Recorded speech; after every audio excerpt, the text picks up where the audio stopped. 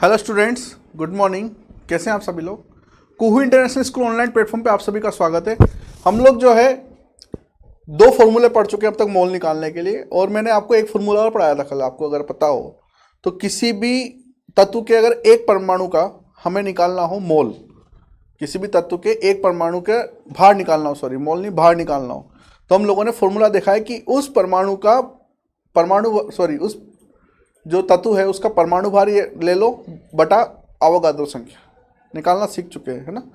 तो फॉर्मूले रटने नहीं आपको, तो मैंने जो आइडिया दिया है ना आपको, जिस तरीके से निकालने हैं उस तरीके से निकाल। ठीक है। आज जो है हम लोग एक और परिभाषा देखने वाले हैं मोल की। मोल की वो परिभाषा है कि यदि कोई गैस है ना, और उस गैस का अगर हम लोग मानक अवस्था में ले लें, मानक जो है वहां पर आपको दे दिया जाए तापमान और मानक दाब दे दिया जाए, तो ऐसी अवस्था में अगर किसी गैस के एक मोल की बात की जाए तो उसका आयतन कितना होगा, है ना। तो मानक परिस्थिति में, मानक ताप एवं दाब की परिस्थिति में किसी भी गैस के लिए एक मोल का जो आयतन होता है वो कैलकुलेटेड है, वो होता है 22.4 लीटर। कितना होता है? 22.4 लीटर। अब ये मैं ऐसे नहीं बोल रहा हूं, ये प्रैक्टिकल वैल्यू है और ये हम लोग प्रूफ भी कर सकते हैं, लेकिन वो प्रूफ मैं अभी नहीं कराऊंगा आपको। वो गैसेस स्टेट जब पढ़ाएंगे, गैस अवस्था अध्याय, तब आपके पास अपने आप आ जाएगा, क्योंकि उसके अंदर हम लोग यूज में लेते हैं आइडियल गैस इक्वेशन, आदर्श गैस समीकरण। ठीक है। तो वो अभी तक हम लोगों ने पढ़ी नहीं, टच भी नहीं करी, तो कोई दिक्कत है नहीं। हम लोग सीधे चलते हैं उस तीसरे फॉर्मूले के ऊपर। तीसरी परिभाषा जो हमारे पास मोल की है वो क्या है कि जो मोल है उसकी तीसरी परिभाषा है कि एक मोल गैस का आयतन, गैस का आयतन एसटीपी पर होता है 22.4 लीटर। किसी भी गैस के लिए, किसी भी गैस के लिए एसटीपी पर एक मोल जो होता है वो 22.4 लीटर होता है। ठीक है। तो ये एसटीपी क्या है? एसटीपी को इंग्लिश में बोलते हैं standard temperature and pressure. Standard temperature and pressure मतलब मानक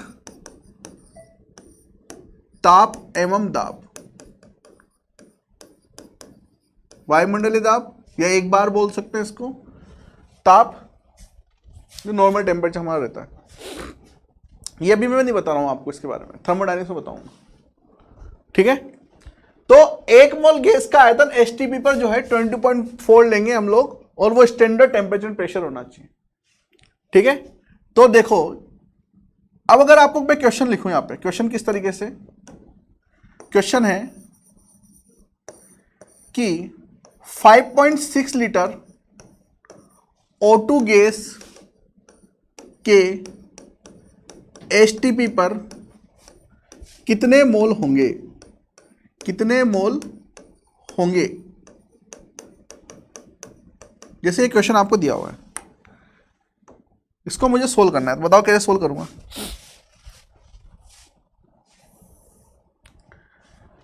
बिल्कुल वैसे जैसे हम लोगों ने पिछले दो क्वेश्चन किए, दो फॉर्मूले वाले क्वेश्चन किए हैं। कैसे कि हम लोगों को पता है कि यदि एसटीपी पर 22.4 लीटर कोई गैस है तो उसका एक मोल होता है ना। एसटीपी पर, एसटीपी दिया होना चाहिए, अगर एसटीपी नहीं दिया हुआ है तो वो फिर मतलब ये फॉर्मूला नहीं लगेगा, ये चीज वैलिड नहीं है। ठीक है। तो 22.4 लीटर अगर कोई गैस का आयतन दिया हुआ है एसटीपी पर तो वो एक मोल के बराबर है। तो 5.6 लीटर गैस के लिए कितने मोल होंगे, यही तो हमसे पूछा है। सिंपल मैथ्स है ना।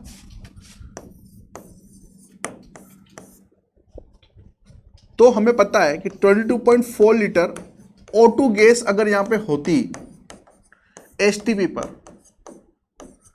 तो उसके लिए कितना आयतन होता, 22.4 लीटर आयतन अगर O2 गैस है एसटीपी पर तो उसके लिए कितने मोल होते हैं? एक मोल, एक मोल O2 गैस। ठीक है। लेकिन हमसे बोला है कि 5.6 लीटर O2 गैस है, आयतन कितना है? 5.6 लीटर O2 गैस एसटीपी पर कितने मोल रखेगी, कितने मोल होंगे, तो बताओ कितने मोल होंगे। सिंपल सा है, इतना 1 मोल के बराबर है तो इतना कितने मोल के बराबर होगा, तो 1/22.4 1/22.4 इंटू 5.6। ठीक है, इसको आप सोल्व करोगे तो आपके पास में आंसर निकल के आएगा कितना बच्चों, 1/4 मोल, 1/4 मोल O2। ठीक है, सिंपल सा था। 22.4 लीटर एचटीपी पर जो गैस है वो 1 मोल के बराबर होता है। कोई भी गैस हो जाए, यहाँ पे O2 ही नहीं, कोई सी भी गैस, 22.4 लीटर कोई सी भी गैस हो वो 1 मोल के बराबर ही होगी। तो हमसे पूछा 5.6 लीटर O2 गैस हो, तो 5.6 लीटर O2 गैस है तो 1/22.4 इंटू 5.6। सिंपल मैथ्स ही तो है। अगर 2 पेन 10 रुपए के हैं तो 3 पेन कितने के होंगे, सॉरी, अगर मैं बोलूं कि 1 पेन की कीमत 5 रुपए है तो 10 पेन की कीमत कितनी होगी, तो 10 को किससे गुणा कर दोगे, 5 से। ठीक है, हम लोग बिल्कुल मैथ्स ही तो लेके चल रहे हैं। क्लियर। अब देखो हम लोगों ने यहां पे किया क्या है, हम लोगों ने यह फॉर्मूला हमें बनाना है। फॉर्मूला कैसे बनाएंगे, देखो ये जो 5.6 है ये क्या है, दिया गया आयतन,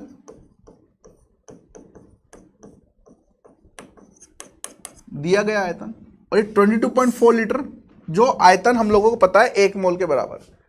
तो अगर हम लोगों को मोल निकालने हैं, अगर हमें क्या निकालने हैं, मोल निकालने हैं।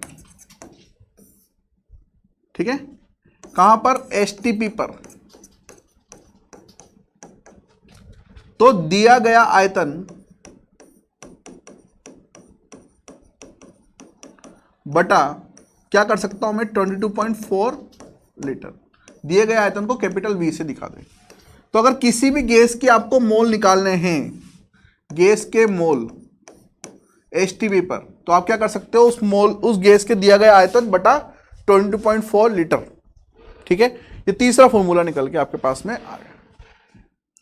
क्लियर, और कुछ इसके अंदर प्रॉब्लम है नहीं, आसानी से आप कर सकते हो। तो अब ध्यान रखना कि हमारे पास में 3 फॉर्मूले हो चुके हैं, 3 परिभाषा हो चुकी है मोल की। पहली तो हम लोगों ने किसके रूप में निकाली, अणुओं के रूप में, परमाणु के रूप में, मतलब इकाई के रूप में, कोई भी यूनिट्स आप ले सकते हो, कोई भी एंटिटीज आप ले सकते हो। दूसरा हम लोगों ने लिया भार के रूप में, अगर भार दिया हुआ हो तो मोल कैसे निकालेंगे। तीसरा एसटीपी पर किसी गैस का आयतन दिया हुआ हो तो कैसे मोल निकालेंगे। ठीक है, तीनों फॉर्मूले को हम लोग क्या कर रहे हैं, यहां पर समराइज कर रहे हैं, है ना। और एक चार्ट बनाने की कोशिश कर रहा हूं। चार्ट देखो कैसे बनेगा,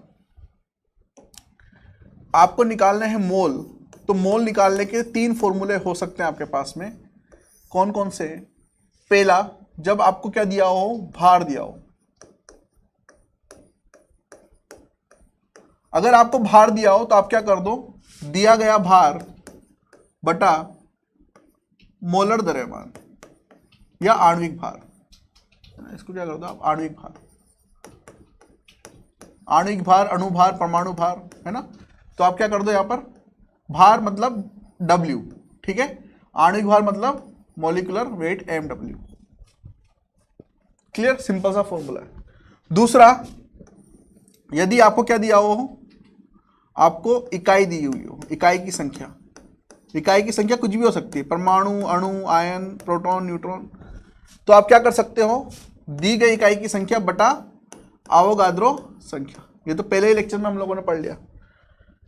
तीसरा, अगर हमें दिया हुआ हो एसटीपी पर गैस का आयतन, तो आप क्या कर सकते हो, दिया गया गैस का आयतन V डिवाइडेड बाय 22.4 लीटर, लेकिन क्या कंडीशन है, एसटीपी। ठीक है, तो ये 3 फॉर्मूले जो है हम लोग लगा सकते हैं 3 अलग अलग कंडीशंस में।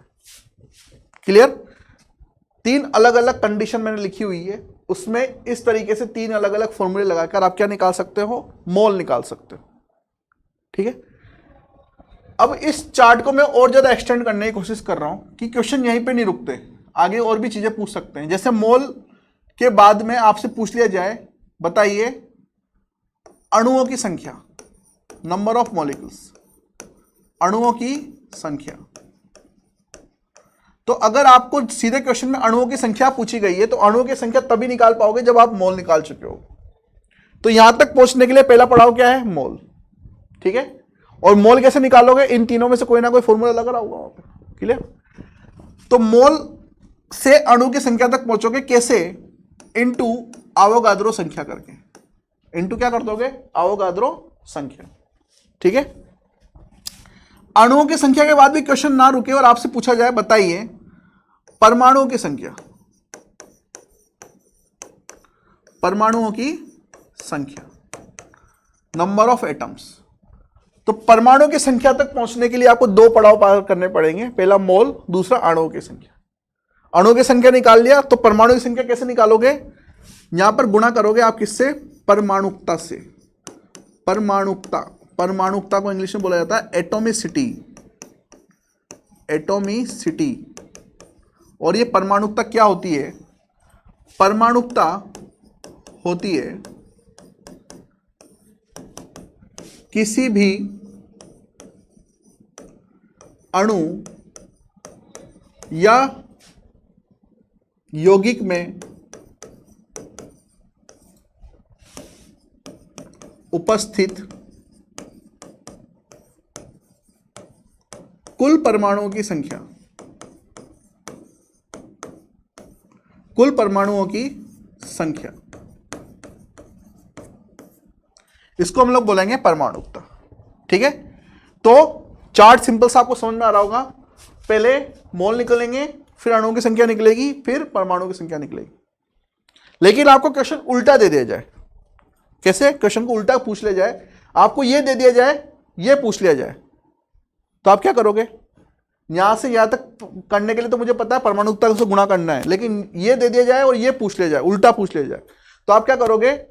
इस परमाणुकता को अब की बार यहां पर गुणा की जगह क्या कर दोगे? भाग कर दोगे, परमाणुकता डिवाइड कर दोगे। और उसी तरीके से यहां से यहां उल्टा पूछ लिया जाए, अणुओं की संख्या दे दी जाए और मोल निकाल देने को बोला जाए, तो आप क्या कर दोगे? यहां पर डिवाइड बाय Na, है ना, भाग दे दोगे Na से।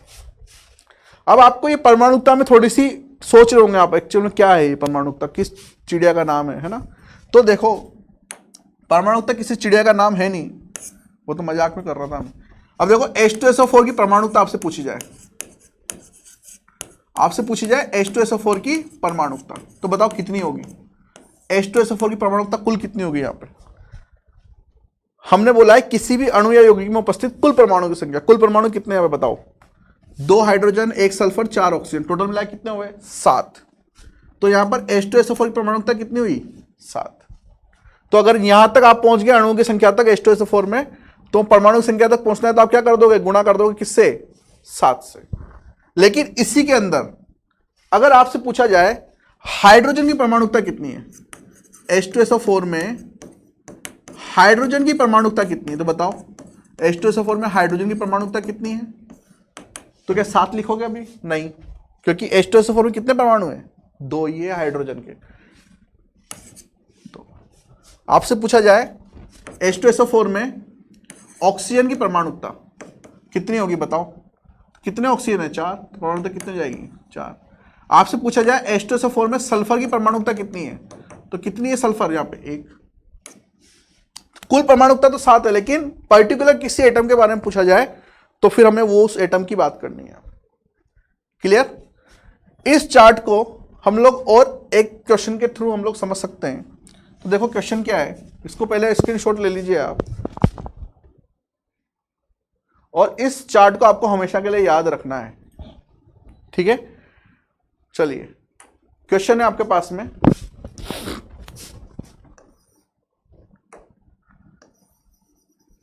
क्वेश्चन है आपको दिया हुआ है 49 ग्राम H2SO4।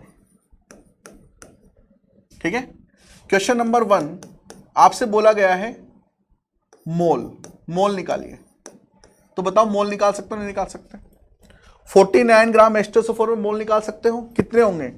मोल निकालने को बोला गया है जब क्या दिया है आपको? भार।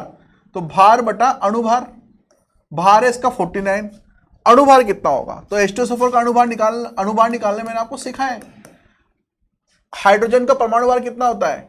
1, 2 है तो 2, सल्फर का कितना होता है 32, और ऑक्सीजन के 1 का कितना होता है 16, 16 चौक 64, कितना हो जाएगा 98। तो 49/98 कितना आ गया ये 1/2 मोल। तो H2SO4 के कितने मोल हो गए 1/2। इसी में सेकंड क्वेश्चन आपसे पूछ लिया जाए, बताइए अणुओं की संख्या कितनी है। 49 ग्राम H2SO4 में अणुओं की संख्या कितनी है। तो हम लोग चार्ट पे जाएंगे, चार्ट में साफ लिखा हुआ है कि अगर मोल निकाल लिया आपने तो उसको किससे गुणा कर दो Na से, तो आपके पास में क्या आ जाएगी अणुओं की संख्या। ठीक है, तो अणुओं की संख्या कितनी हो जाएगी, ये मोल गुणा अवोगाद्रो संख्या। जब भी क्वेश्चन करो तो ध्यान रखना कैलकुलेशन सबसे लास्ट में करनी है ना। अगर आप हर स्टेप पे कैलकुलेशन करने लग गए तो हो गया फिर आपका काम, है ना, क्योंकि आपको स्पीड बढ़ानी है अपनी क्वेश्चन करने की। अणुओं की संख्या हमसे पूछ ली, अब हमसे पूछ लिया जाए परमाणु की संख्या। H2SO4 में परमाणु की संख्या कितने H2SO4 में 49 ग्राम H2SO4 में परमाणु की संख्या कितनी होगी।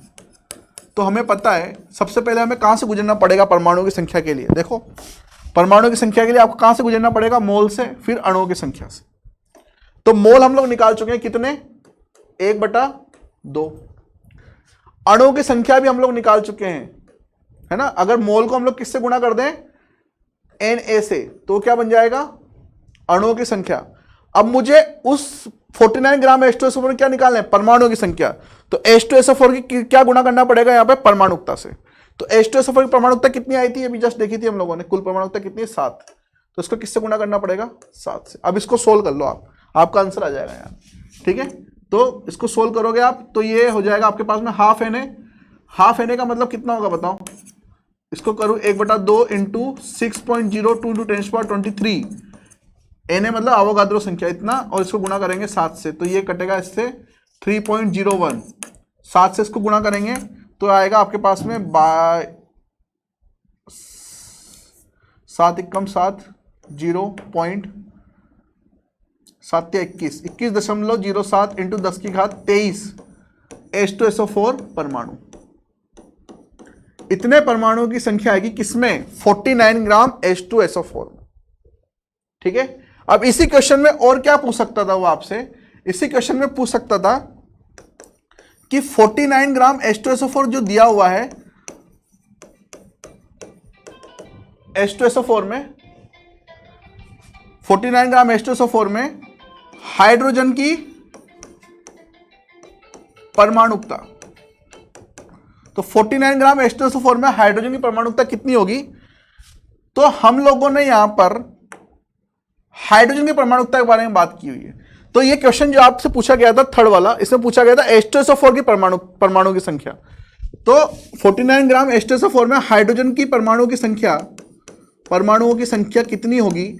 तो अब की बार जो गुणा किया है ना आप लोगों ने यहाँ पे 7 से, तो 7 से गुणा करके ना करके किससे करोगे आप 2 से, ताकि आपको यहाँ पर किसकी परमाणु की संख्या मिले हाइड्रोजन की। तो सिंपल है, क्या करोगे 1/2 इंटू Na इंटू हाइड्रोजन की परमाणुकता कितनी है 2। इसको सोल्व करोगे तो हाइड्रोजन की परमाणु की संख्या आ जाएगी। अगर आपसे क्वेश्चन पूछा जाए, इसी क्वेश्चन में आपसे पूछा जाए ऑक्सीजन की परमाणु की संख्या, तो ऑक्सीजन की परमाणु की संख्या के निकालने के लिए आप क्या करोगे ऑक्सीजन के परमाणुकता को गुणा करोगे। ऑक्सीजन की परमाणुकता कितनी है, ऑक्सीजन की परमाणुकता है यहां पर 4। ठीक है, क्वेश्चन करने का तरीका है, अगर कुल हाइड्रोजन H2SO4 की परमाणु की संख्या पूछी है तो कुल से गुणा करना है, कुल परमाणुकता से। अगर हाइड्रोजन की पूछी तो हाइड्रोजन की परमाणुकता से गुणा करना है।